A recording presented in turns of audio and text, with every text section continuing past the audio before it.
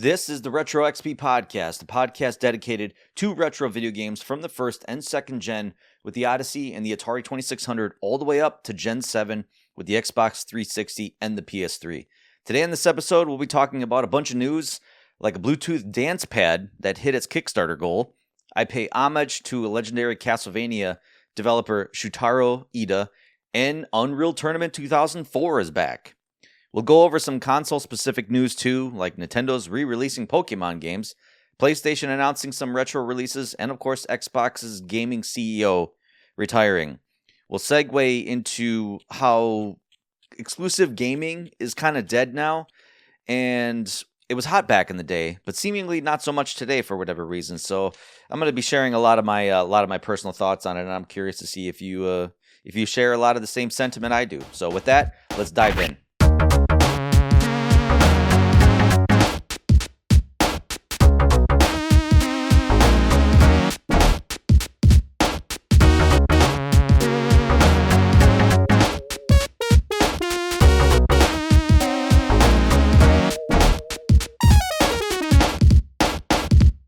Retro XP is part of the Hair of the Dogcast network, so be sure to check out patreon.com/Hair of the Dogcast to check out every show the network has and get access to the exclusive community Discord. There is a 30-day free trial available if you want to give it a try. Otherwise, you can follow me on X, Threads, Instagram, and YouTube at RetroXPodcast. Whatever podcast platform you're listening to this on, be sure to follow and enable notifications so you can find out when I drop a new episode. And also, if you're on Spotify and Apple Podcasts, please give me a rating because that helps with the discoverability of this podcast, because I want to try to get out to as many people as I can who share a lot of the love for retro gaming. As far as pickups go, I ended up picking up the company's called XYAB. I think they make a lot of aftermarket wired controllers for a lot of different systems. And I was at my retro gaming store a couple weeks ago, and I saw that they were selling a replica of the Xbox 360 controller. Pretty much almost, like it's pretty spot on, right down to the specific connector that, if you remember on the 360, the old headphone connector, the headset connector on the bottom, that little plug. I don't even know if you can use it as a plug anymore. It doesn't even, I'm looking at it right now, and it doesn't look like anything plugs into it. But, a one-for-one recreation. It's got that middle button that used to be the X button, or the home button, so to speak. The buttons are the same color. It's white. Controller, D-pad looks about the same. Pretty much a one-for-one creation. And it's USB plug, so it's, I'm pretty much using it for PC gaming right now. And, to me, I think even to this day, the Xbox 360 controller is my favorite controller of all time. I have, love for a lot of the other old controllers. Like, I still think the Sega Saturn controller plays really well. I think it holds really well in the hand. I do have a fondness for the old Xbox Duke controller, that massive thing. I have a fondness for that because that's when I picked up my first Xbox. And of course, the original PlayStation controller, there was a reason why they kept it the same for 3 generations. It was a solid controller, but I think the 360 controller, pound for pound, is probably my favorite of all time right now. So it's cool to kind of play modern games with this old controller. It's pretty cool. Otherwise, I ended up getting this really nice gift from a friend of mine, and he didn't really give me a reason why, although he just said, I know you'd appreciate it more than I do. He got an inbox copy of Lethal Enforcers for the Sega CD. Complete inbox. Came with the poster and everything. And when you got Lethal Enforcers at the time, whether you got it for Sega Genesis, Super Nintendo, it came packaged with the light gun. And this box is pretty big. I would say it's about almost like a foot tall, I would think. And it came packaged with the gun, came packaged with the disc itself, but it didn't come with the big jewel case disc that a lot of Sega CD games came with. It was like a blank CD, case, so to speak, with the game in it. And besides like a little bit of damage on the box, it's almost in perfect condition. I don't think this game was ever played because I looked at the disc and the disc looked clean, like it never was played before. So it's pretty cool to see. I was like, it's nice to get gifts every now and then of just like people in the community that just like, hey man, I know you'd appreciate this. So you never know. If you're out there and you're thinking, man, I wish people would just gift me retro games, start talking to people. Start kind of asking around. Like, you never know. You could be working with someone who's sitting on a box full of retro video games that they haven't touched for 30 years in their attic or in their basement. And if you come to them and say, hey, if you have any stuff, let me know. I'd be willing to take it off your hands. And especially since, they know you, they may be able to, cut you a deal on some of them, maybe give them to you for free. Who knows? You shoot your shot. I'm just saying, shoot your shot. You never know. You never know. I've gotten a lot of stuff like that from people who have just been like, called me up and be like, hey, like, I have a Dreamcast. Do you want a Dreamcast? I'll sell it to you for really cheap. And, I'm not going to say no. I think I've picked up doubles of stuff in the past. And generally, and I don't know if any of you are like this too as well, if people gift you things, to me, I don't feel like I want to sell it. Like, say, for example, I had a friend of mine gift me a Sega Nomad. The reason why I have a Sega Nomad is because a friend of mine who I've been friends with for a very long time said, hey, I haven't touched the Sega Nomad. Like, I remember when he bought it when I was younger, I was so jealous at the time because I'm like, man, it's cool. You can play Sega, Genesis games on the go. And I remember at the time I was, like I said, pretty jealous of him, but I was like, whatever. He doesn't play much old games anymore, if at all. He's sticking with his PlayStation 5 and that's it. And just recently, he just gave me his Sega Nomad. He's like, hey, man, I was just at my parents' house, went through a lot of my old stuff. I saw this Sega Nomad. Here you go, man. So he gifted it to me, with the, power plug and everything. And I was dumbfounded. I was like, man, thank you. Thank you so much. I can't bring myself to sell it if I had to. Like, it's one of those things, I don't use it. I've powered it up a couple times just to kind of play around with it a little bit. It works great, whatever. But it's like a lot of the retro stuff that you collect, it just sits on a shelf. And it's like, I could just sell it for a few $100 and, make some money off of it. But I would never sell a gift. I would never, ever, ever sell a gift. And I remember we've talked about this before. And he said, honestly, that's why I gave it to you for free. Because I know, for one, you would appreciate it. And I know, for two, like, you would never just resell it. You would never take advantage of my generosity in that, and it's kind of humbling to hear that he trusted me enough to be like, hey, I'm just going to give you this thing. Because, yeah, you do a quick Google search, you find out how much money that is, and they could go sell it easily. They can go on eBay, they can go to their local game store, make some money off of it, call it a day. But so, like I said, you never know. You talk to people, ask around. You never know what you're going to find out there. You never know, you're going to take advantage of someone's generosity. And like I said, it doesn't need to be said. Appreciate it. Really appreciate it, because in this market of used video games and the console, the market just being so ridiculously high, people can go out there on Facebook Marketplace and eBay and find the value of this stuff. I mean, there's websites out there that they could go on to and be like, well, I wonder how much this stuff is worth. It's easy nowadays to do it. So, otherwise, yeah, I'm pretty happy with that. It's currently the box is currently on display in my collection right now. Lethal Enforcers was an interesting game at the time. Actually, it's funny, on the box it says MA-17, which is one of the highest ratings you could have gotten at that time. And the only reason why it was MA-17 probably because of the light gun itself. And it was called the Justifier. Pretty realistic looking revolver. You got to say. So I think that scared a lot of people back then.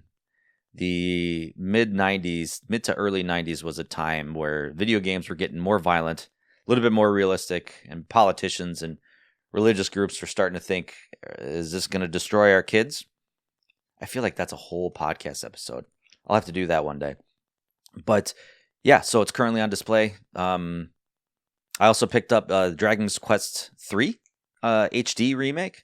Never played any of the Dragon's Quest games before in my life, or Dragon Warrior. It was known Dragon Warrior at the time, pretty much up until 2001. I think I talked about that recently, but yeah, it's a really, really nice remake. Really gorgeous graphics, really colorful, very much like it's like, they call it like the 2D, 3D, HD. I don't know, all the Ds, whatever. It just looks like a diorama when you're playing it. Like there's cool depth of field. There's very colorful diorama looking graphics that make it pop off your screen. And I mean, it still retains the old first person turn based combat that the original game was very well known for. And I'm having fun with it. Obviously, there's nice quality of life improvements with this one. You can adjust the difficulty to not die, so to speak. It doesn't make the enemies harder or easier. It just makes it so that you don't die. So, like, especially if there's a area where maybe you want to grind a bit. This was the era where with RPGs you have to grind, and you just don't want to like risk like throwing bunch of money to potions and stuff like that. Slap it on easy for a little bit. After you level up, go back to normal. That's what I'm doing. I don't have time to be playing around with this stuff anymore. I got too many games that I want to play. So, I wanted to share a little bit. I don't know if I talked about a lot of my experiences with my retro January. I know as I went through a few episodes in January, I talked about a lot of the games I played. And one of the things I did when I was playing retro January was I kept a journal. And I wrote down every retro game I played. I wrote down what it was I played. And initially I was going to maybe talk more specifics about the game. But instead, when I was journaling, I found I was talking more about my feelings and my emotions when I was playing those games. And one continuing trend that I found when I was playing a lot of these retro games is fun factor. And I talked a lot in my journal about how much fun I had or how much fun there was when I last played it, or even like new retro games that I've never played before that I'm like, man, I'm having fun with this game. Fun was such a huge factor for me growing up that's what made me want to play these games. And granted, there's some games that have these like really deep storylines or really deep narratives that, we're getting now more and more these days, or like tons of mechanics that you have to watch like 2 hours of tutorials to understand. Back then in those games, they jumped you right in.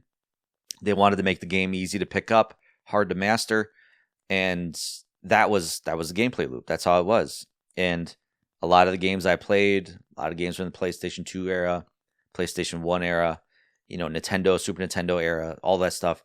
Fun was the one thing I talked about a lot in my journaling. And I started to self-reflect, and I'm like, really, honestly, this is what I should be going for.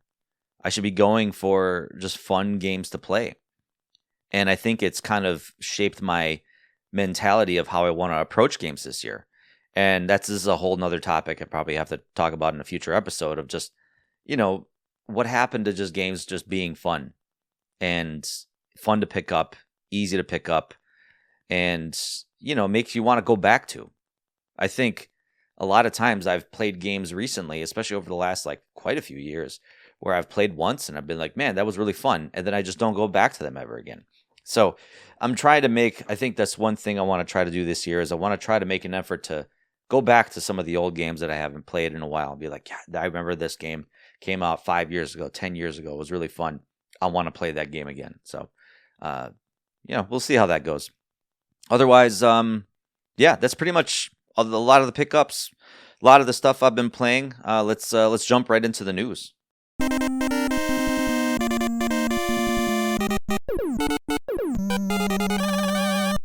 So, a studio called GameX Studios announces a Kickstarter for the wireless Bluetooth Gamer Active Gaming Playpad. This article is pulled from Retro Dodo. Now, of course, you guys remember back in the early 2000s, you went to the arcades, you saw this big arcade called Dance Dance Revolution. And let me tell you, this community is active still to this day, still pretty big. These guys and girls are crazy with these dance pad games. And, for a 25-year-old game at this point, like it still has pretty much a cult following and a really good following. Kind of obscure Japanese techno and international types of songs, but still like fun gameplay. If you don't know, the objective is it's like there's a pad at your feet. It has a up, backward, left, and right buttons that you jump in rhythm to the music. and the screen will flash which arrow you want to hit at the time, and usually it's on time with the music, it's on time with the beat, and it's it's not going to look like actual dance maneuvers on the dance floor, like this isn't stuff you're going to go to the club with, but it's still like a rhythm-based game, so to speak. And we haven't seen anything like this in a while for the home systems. I would say, I think we got PlayStation 2 and Xbox. Dance Dance Revolution was on. And then it moved to the Kinect with Dance Central, the Kinect, we can remove that from our memory.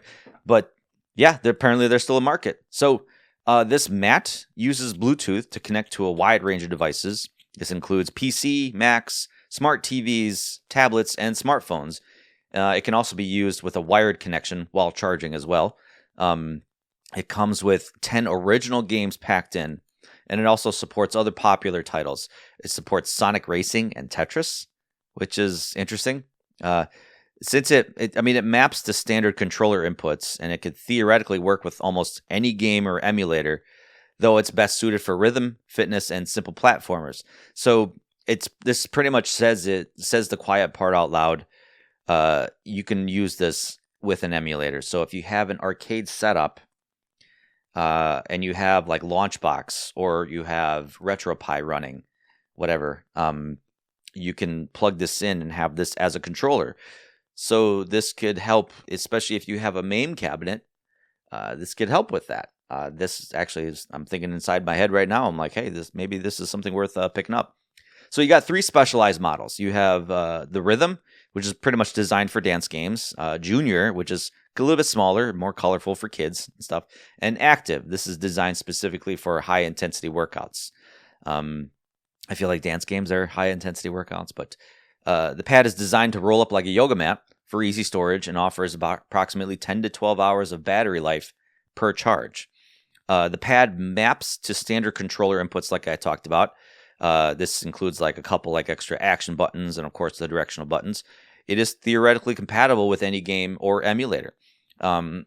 So it could work with pretty much anything you map it to, like I said before. And you've always heard of these stories about people beating games with just a Guitar Hero controller. And I think there have been times people have beaten games using the dance pads on the PlayStation 2 and Xbox. Sounds hard and challenging, but, where there's a will, there's a way. So the project has seen significant interest on Kickstarter, far surpassing its initial $35,000 goal, with over $260,000 in backing at the time of saying this. Right now, the mat currently features an early bird price of $149, which is set to increase to a retail price of $199 once the campaign concludes. So if you want to get in on this, save $50, go there. Like I said, Game X Studios on Kickstarter. If you're building an arcade cabinet, I would say this is almost a must-have. It looks like it's been tested rigorously pretty well, so it's worth looking into. Another news, Castlevania and Bloodstained veteran studio Shutaro Iira has lost his battle with cancer. And this article is according to the Time Extension. If you're a lifelong Castlevania fan, you'll have maybe heard of this name. He passes at the age of 52, passed away on February 10th following a courageous 1.5-year battle with terminal cancer. He was arguably one of the biggest architects of the Metroidvania gameplay theme or gameplay genre. He was the pillar of those golden years, contributing to masterpieces like Aria of Sorrow, Dawn of Sorrow, Portrait of Ruin, Order of Ecclesia. Basically, one of the other more legendary producers of Castlevania, Koji Igarashi, it was basically them two running the show, running the game for 20 years. Basically, they both, Koji and Shutaro, basically started working together with Castlevania Symphony of the Night, which was the catalyst for the Metroidvania style of games. After leaving Konami, Iida joined Igarashi at Artplay, where he served as creative director and played a vital role in the success of Bloodstained: Ritual of the Night. Bloodstained was a Kickstarter campaign made by Koji, and basically it was supposed to be the spiritual successor to Castlevania. And it met with pretty much mixed reviews. I think most people wanted a little bit more closer to Castlevania than what they got, but I thought Bloodstained was really good. Before his passing, he was deeply involved as the creative director for the upcoming sequel, Bloodstained: The Scarlet Engagement. So, continuing his legacy, the team is basically committed to completing the Scarlet Engagement with care to honor Iira's spirit and final work. It seems like the last few news episodes I've done, I've always talked about some prolific developer or some prolific, person within the gaming space passing away. So, our heroes, the ones that were there from the start that really brought us to the time that we're in now, passing away, unfortunately. So, rest in peace and all the care to his family and at this time now. So, switching gears to Unreal Tournament 2004 is back, and it's free. And also on top of that, it's received its first patch in 20 years. And this article is according to Time Extension. Unreal Tournament 2004 was big on the PC, and it was arena based. It was arena battles, exclusively multiplayer. It came out on the PS3, I remember, exclusively at the time, between PS3 and 360. And it's Quake 3 Arena did it pretty well at the time in the early 2000s, but Unreal Tournament, it took it to the next level. Unique characters, unique weapons, unique level designs. I mean, it was a fun game to just jump in. And granted, the internet was still, multiplayer internet was still in its infancy at the time. So if you didn't have good internet speed, you weren't gonna get to playing this really well. So you could play with bots and stuff, whatever. Which I think I did most of the time. I had my first apartment when this game came out, and I could not afford the best internet, so I had the cheapest internet at the time. So I was like, well, I'll just play with bots, whatever. Yeah, it was still fun. So following the trend of previous Unreal titles, basically this is now available free on the Internet Archive. The Internet Archive is a good place to go for a lot of old games, a lot of old movies that you can't get anywhere else. And this game comes with Epic Games' blessing. This is a community-led initiative by Old Unreal. It has the official approval of Epic Games, like I said, which has previously delisted these classic shooters from digital storefronts. So you can't even try to buy or get Unreal Tournament 2004 unless you have a physical copy of it. You can't buy it from digital storefronts up until now. And it basically, this release includes the first public patch for the game in over 20 years. It basically migrates the game's code base to modern build systems, so modern hardware, introduces a new SDL backend and renderer for improved stability. Computer nerds, you know what all that means. This also has cross-platform support. This game runs smoothly on modern versions of Windows, Linux, and Mac OS. Obviously, you can't download this on your PS5 or Xbox Series systems, but this game basically cut its teeth on PCs and Macs. So this is the place to go to get it. The game files are hosted on the Internet Archive. Users, although, are encouraged to use the specialized Old Unreal installers to facilitate the setup and patching process. So just Google Old Unreal, and that should give you access to the game itself. So if you remember back in the day, growing up playing Unreal Tournaments, you may jump in and have a lot of that muscle memory coming back in. So if anybody out there is playing it, let me know. I'm curious. I'm a little scared to jump in because, of course, most of my time was spent playing against bots. I can't imagine what it's like playing a game like this with, against actual people who have probably played this game for 30 years. So there's probably going to be a lot of guys in this room my age playing it. I highly doubt I'm going to see any 20-year-olds jumping in this. But for us old boomers, I think this is good news. It shows you that retro's still in. Retro's still alive and well. All right, let's jump into news. Basically, new releases.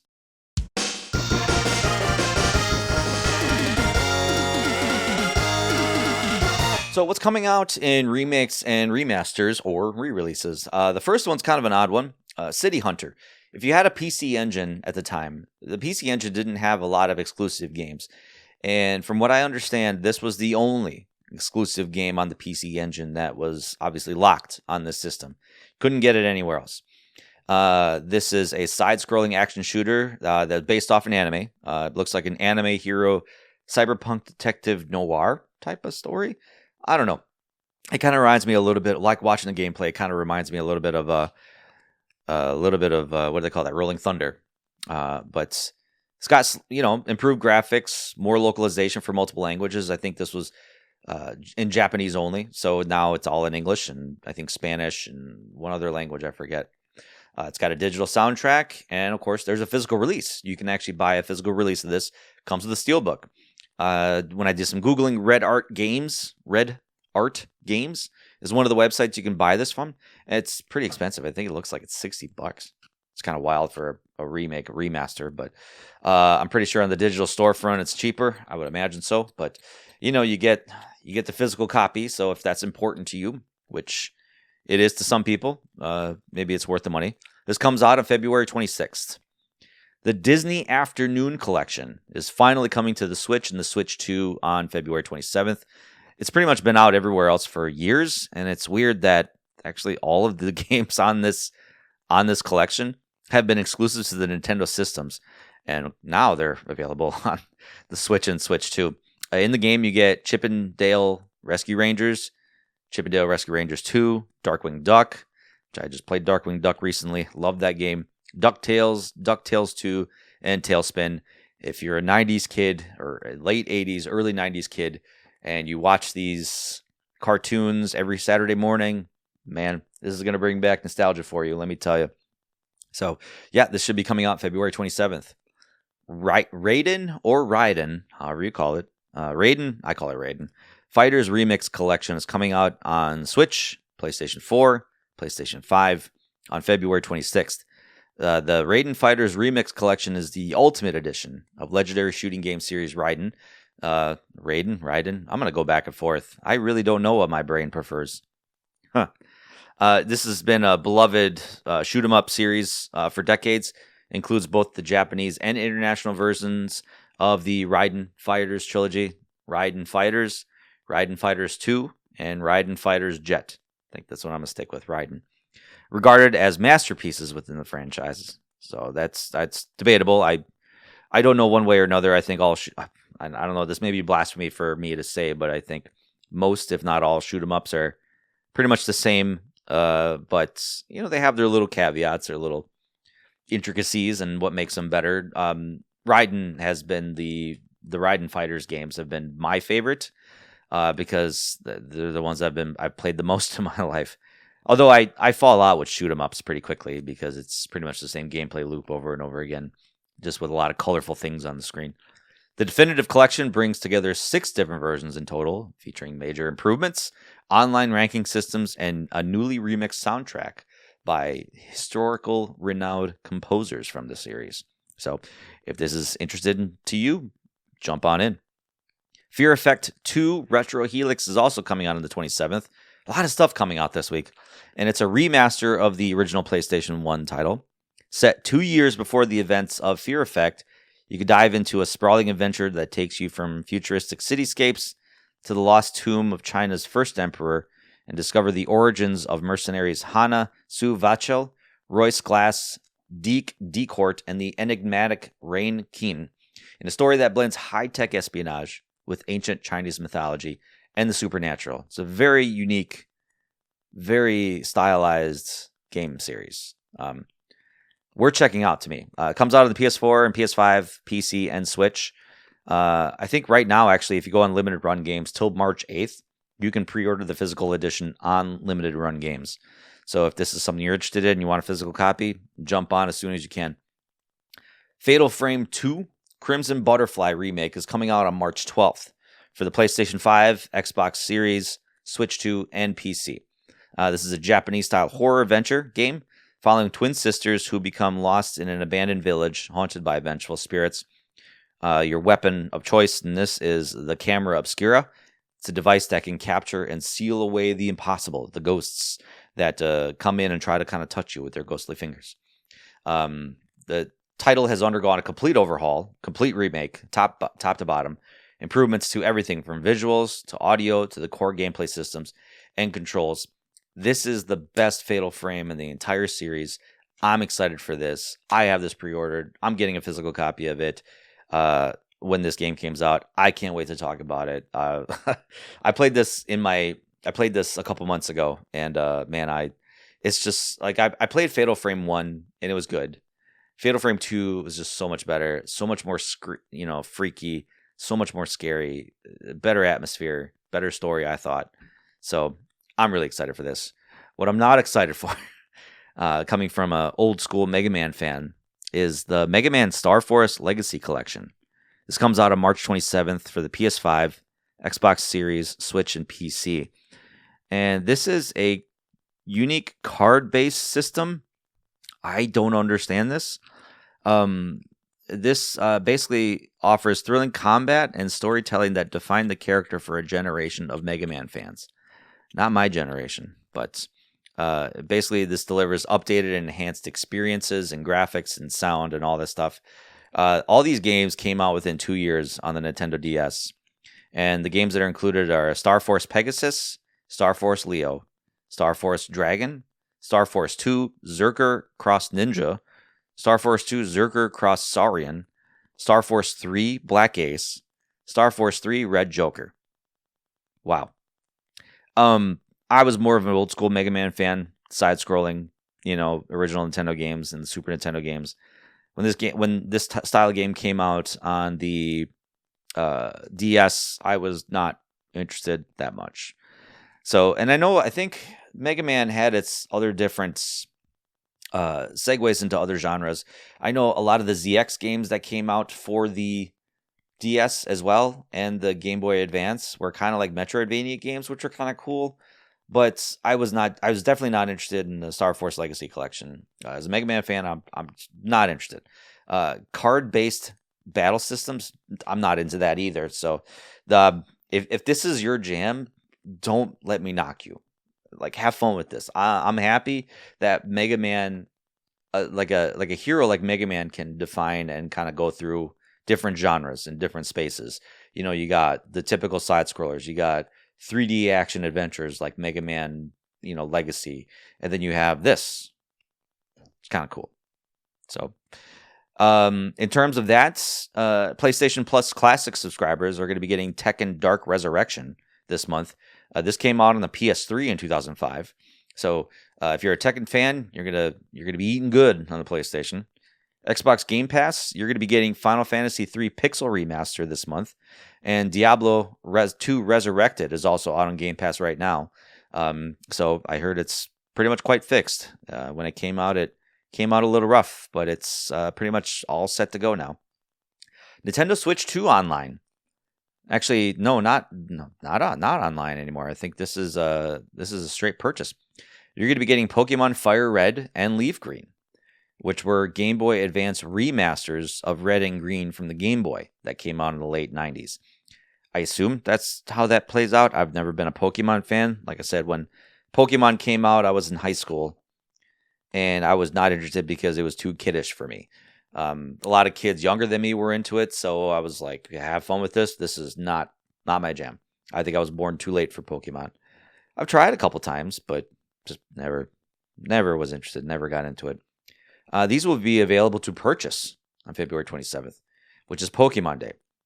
And they will be $20 each.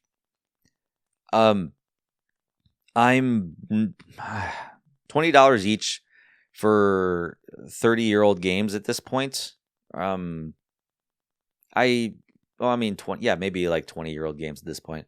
I guess it's, and this is probably the main reason why they didn't put these on Nintendo Switch online service, because they know they can make more money selling this, and they're taking advantage of Pokemon fans and trying to get more money out of them, which, Nintendo's a business at the end of the day, and they're going to find out, how can we make as much money on on these games as we can.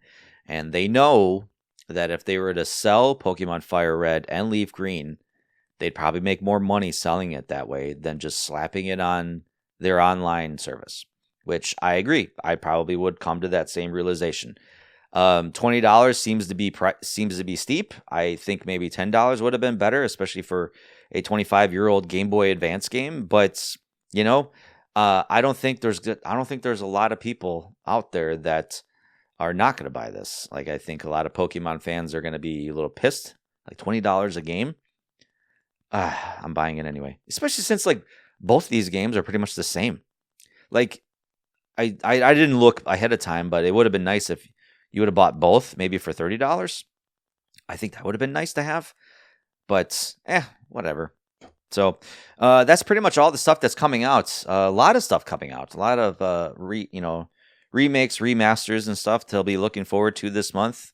Of course, Resident Evil fans are going to be getting a new Resident Evil game this week. So, you're going to be going back to Raccoon City in Resident Evil Requiem, at least from what the trailers are showing. And one of the mainstays, Leon Kennedy, is going to be a major playable character. So I'm hoping for maybe a little bit more, maybe not playable characters, but at least other characters from the series making an appearance in this game. That'd be nice. But we'll see. So that's going to be coming out at the end of the week. That's going to be coming out on February 27th as well. It's not retro, but it's a continuation of a series that's 30 years old at this point. So 30 years old. My God. I am old. All right, let's get to our talking point. This talking point that I have is kind of near and dear to my heart because I grew up in an era where exclusivity was the dominant force. It speared competition. It speared, marketing campaigns that were so scathing and so direct that it was fun to be a part of it. And I recently started thinking about this because last week we had the announcement of Phil Spencer. He was the CEO of Microsoft Gaming for Xbox. And a lot of things that he's very well known for is a lot of studio acquisitions. Xbox was starting to fail after the release of Xbox One. That was a debacle in and of itself. Xbox was on top with the 360. And then all of a sudden, talk about a fall from grace when they announced the Xbox One. And then Sony came right back up and took over the reins again with the PlayStation 4. Phil Spencer came in shortly after that whole thing and tried to revitalize the brand. One of his biggest achievements, to me, in my opinion, is the inclusion of backwards compatibility with a lot of their old games. He was passionate about games. You could tell that from all the speeches that he made, all the presentations that they did. He was passionate about the games. He was passionate about the service that he was providing. So backwards compatibility was a big thing. There's tons of Xbox games, physical Xbox games that you could throw into your Xbox system and actually play. Tons and tons of Xbox 360 games that you could do the same with right now. And so they were committed to their old library. I mean, PlayStation 5, you can't play PlayStation 3 games, PlayStation 2 games on there anymore. For a while, the PlayStation 3 was backwards compatible, but PlayStation 4 was not. You couldn't play any of the old games on the PlayStation 4. So the Xbox One kind of had that locked in to where, you can play a lot of your old games on our hardware. I would say, to me, that was his biggest achievement. For me, as a retro gamer that still had a collection of Xbox 360 games that I didn't want to sell. So he's stepping down. Sarah Bond, also who was the president of Xbox, as reportedly out of Xbox. I don't know if some news outlets say she's out. Others say she's retiring because Phil Spencer's retiring. But Sarah Bond, I don't know if she's just part of the package of just like, all right, get her out. Now we have Asha Sharma. She's stepping in in Phil Spencer's role as CEO of Microsoft Gaming. And then you got to get Chief Content Officer Matt Booty coming in to help as well. And Matt's been in the game for a while, so I think he's another familiar face that Xbox fans know. One thing that struck me hard with Xbox recently over the last couple of years is their push away from exclusivity. And they've been touting Xbox as more than a console now. It's kind of like an ecosystem. They've also gotten into hot water recently with their fan base, me included. I was a big Xbox proponent. I was on an Xbox exclusive podcast for a couple years. And I wrote, actually, on a website a lot about Xbox. So I was one of their biggest fans. Basically, their marketing campaign that says, though, this is an Xbox, that's an Xbox, this is an Xbox. Meaning you can cloud stream your Xbox games on TVs, phones, computers, tablets, handhelds, PCs, and more. They're really touting their cloud streaming service and touting Xbox as an ecosystem, so to speak. Also, in case you haven't known either, we've recently seen a huge shifts in exclusivity for their games. New games like Gears of War coming on PlayStation systems. We got the first Gears of War remake or remaster that came out on PlayStation 5 this year. Forza Horizon came out on PlayStation 5.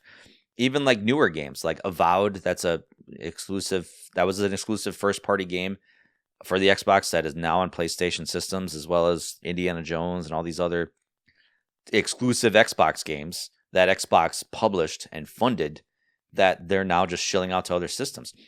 And even this year, Halo, that's been the dominant Xbox mascot, Master Chief, the dominant Xbox mascot for years. We're getting a Halo game coming out of the PlayStation 5 this year. God, the words I never thought I would ever say ever. Sarah Bond herself said in this interview last year, she said, quote, "The biggest games in the world are available everywhere. You look at Call of Duty, you look at Minecraft, you look at Fortnite, you look at Roblox. That's actually what's really driving community in gaming. That's where people gather. And the idea of locking it to one store or one device is antiquated for most people. You want to be able to play with your friends anywhere, regardless of what they're on. And we're really leaning into that with this experience." And she's referring to the Rogue Ally X, the Xbox handheld that they just made. It just opens up another way for you to play, as does cloud, as does PC, as do the consoles we all have in the living room. And that's ending the quote. I agree with her on that front, and I'll talk more about it. But as we know now, the market is overrun with player counts in these big games. Call of Duty, Fortnite, Roblox, Minecraft, Battlefields, Overwatch, all these multiplayer games. I mean, it's dominating the talking space, the community, so to speak. However, there's still quite a large number of players that stray away from these types of games. And they see video gaming as just singular experiences filled with rich story and narratives and just fun gameplay. I include myself in this as well. I don't jump into Call of Duty like a lot of people I know. I want to play single player games, and that's a good portion of us still. I think there was a market research that came out last year that says 60% of gamers out there report that they still play single player games. That's more than half. That's a significant portion of your fan base. Granted, they're not spending as much money as the multiplayer games, which is where I think video game publishers or developers are trying to focus their attention on, because we can make more money in this 40% space than we can in the 60% space. But of course, the 40% space is high risk, high reward. But that's a topic for a whole nother day. The days of exclusivity are largely gone, I would say, save for Nintendo, who still has a stranglehold on their IPs. And say what you want about Nintendo, but they're safeguarding their intellectual properties is what makes people buy Nintendo systems. The exclusive games is what makes people buy your hardware. And I say that unequivocally. I say that from the top of a mountain. I will die on that hill. People bought PlayStation systems, Sega systems, Microsoft systems, plenty of other systems because of the exclusive games that's what brought people in. If there was only one place to play these great games, that's what made people come to your table.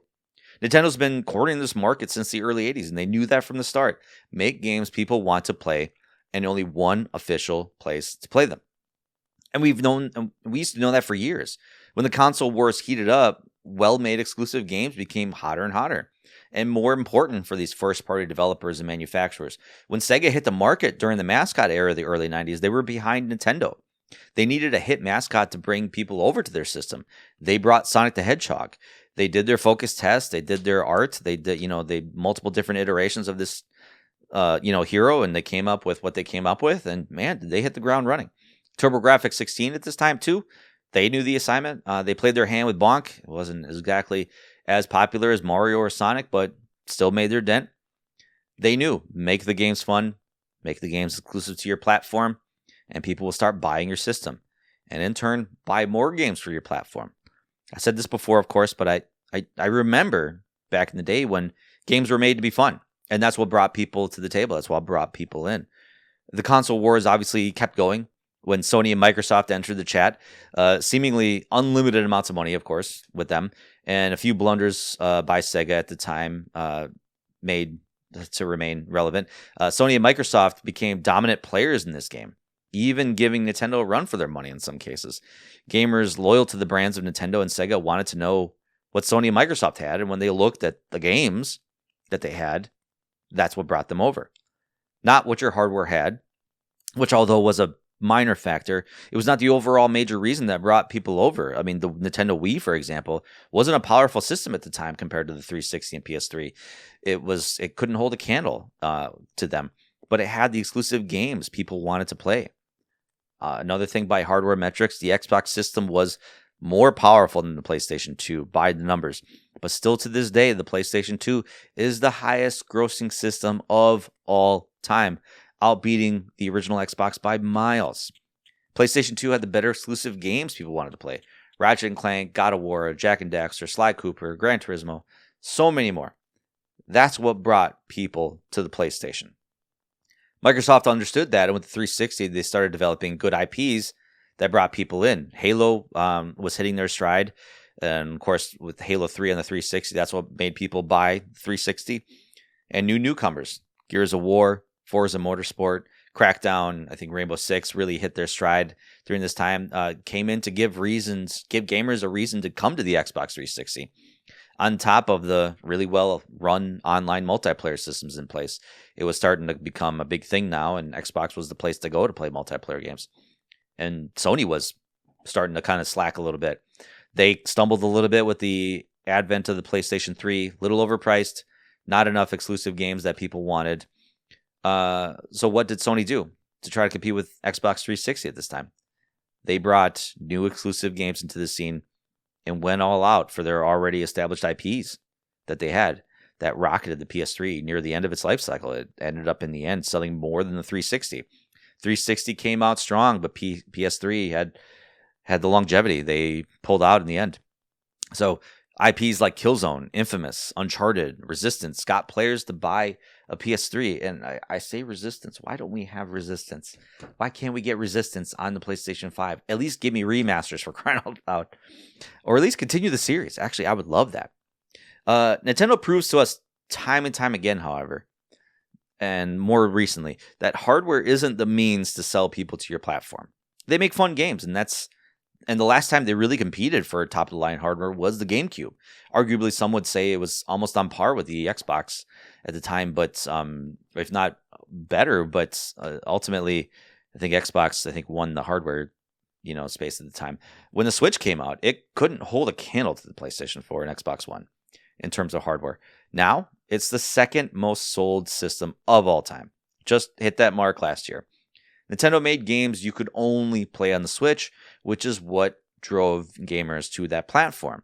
If they released Mario games on every platform, I'm sure Nintendo wouldn't last with that mindset of releasing subpar hardware. They'd have to spend a lot more money and a lot more resources to get people to get to their system. So, they know the game. Competition breeds quality, ultimately, and that I would say that's business 101. When you have tight competition amongst brands, consumers benefit from it because you get better, high-quality stuff. We got good IPs back in the day because of this competition, and we're reaping the benefits to this day still. If Sonic wasn't around to challenge Mario, we wouldn't have the quality of Mario games jump years ago. We wouldn't have had Mario 64 make that jump into the 3D space. If Sony came out with the PlayStation 1 with no good exclusive games, they would have bowed out of the console wars before they even began. Because everybody knows Nintendo's a more established system, and we're just going to stick with Nintendo. What do you have that's going to entice us in? We need exclusives in our space, because not only does it put pressure on developers to make good games that drive people to want to purchase them, it also puts pressure on hardware manufacturers like Microsoft and Sony to want to buy your hardware. Microsoft's sales of the Series X and Series S systems are so dismally low that they won't even share sales numbers. I think I heard metrics in the ether of just like having it be a 5-to-1 ratio, where it's like for every 5 PS5s that are sold, only 1 Series X is sold. Yet somehow Microsoft is still committed to trying to convince you to buy their next-gen hardware that they're developing. Of course, they have Microsoft money, so it makes it a little bit easier for them to shill out a new console. And at the same time, they're shelling out all their exclusive IPs to other systems. Halo is going to PlayStation. Minecraft, which they own, they're shilling out other places. Call of Duty, which they own, they're still shilling out to other places. And I mean, talk about not knowing your audience and just throwing your money away. It's crazy. Exclusivity can be a detriment, of course. It's not a perfect system.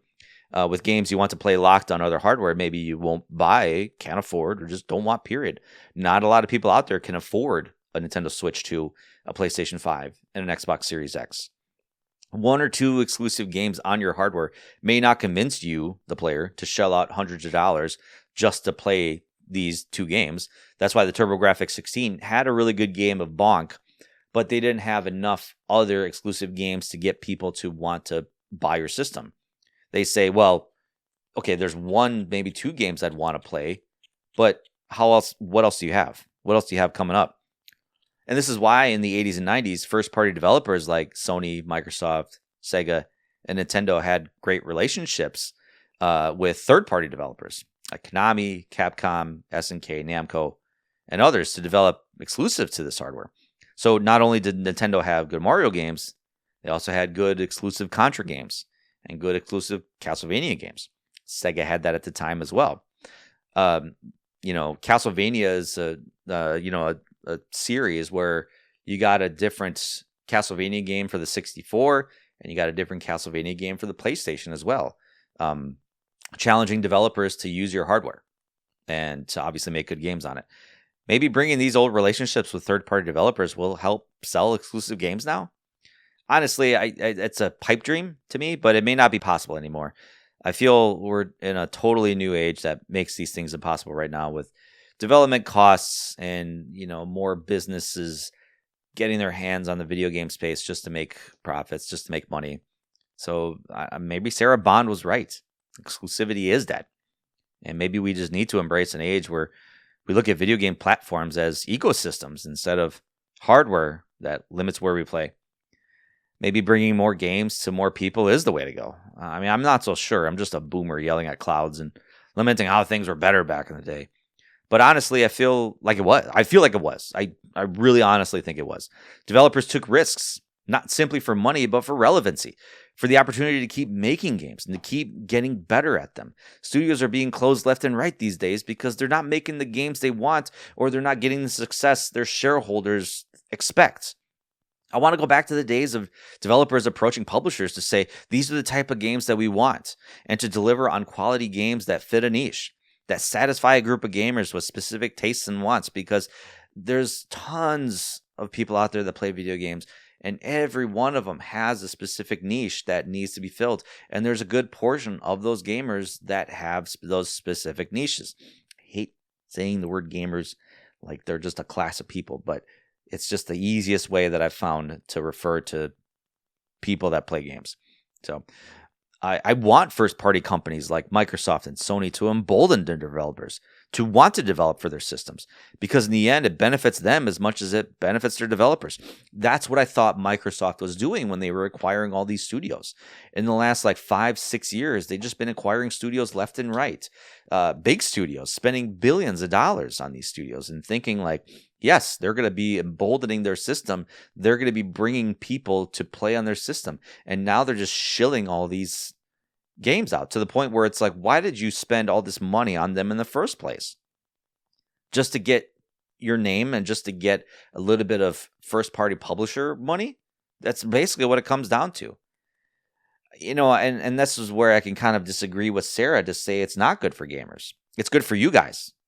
It's good for you guys because you're making money off of us. It's not good for us because now brand loyalty is out the window.